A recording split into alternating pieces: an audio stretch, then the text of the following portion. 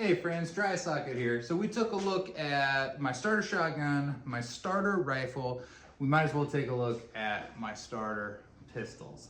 So these are short barrel 1873 Cattleman revolvers with a Birdshead grip. Now these were not ones that I really bought with cowboy action shooting in mind.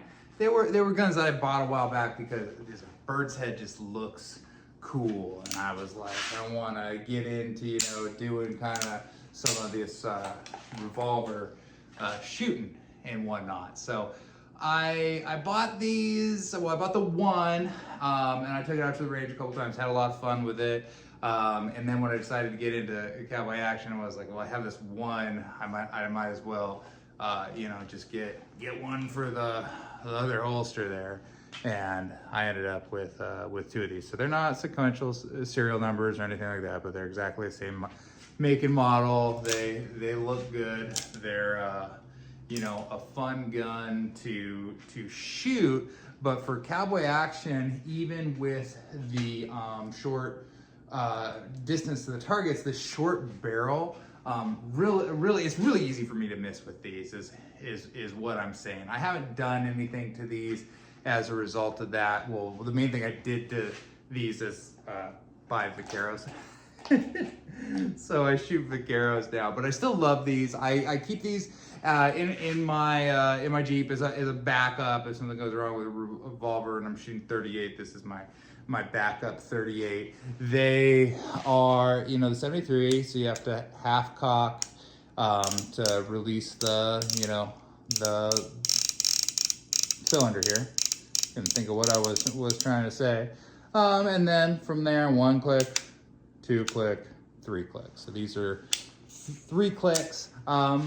You can find them in 4 clicks, or you can have modifications done to make them 4 clicks, like the COLT style. But the 3 click is fine. Again, this is not a race gun, not intended to be a race gun, but this is a great starter. I think I picked these up for maybe 475, so they're good. For my hand, I really just like how the Bird's grip feels, especially when I'm shooting one-handed unsupported. I did shoot these a little bit with Duelist, but this is just too much versus my slicked up ones, So I'm a little bit faster going, the traditional, style here.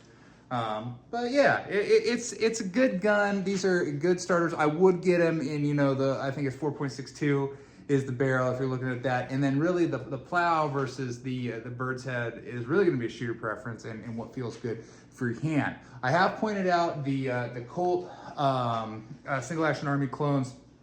They're thicker, than the vaqueros. They have, I feel like, a better weight. They really want to lock you in into a position that for me feels more natural from my point of aim. Like I want to get there immediately, whereas the vaquero, I have a tendency to want to just point it down. It just feels better in that position. So yeah, these are pretty guns. These are great guns.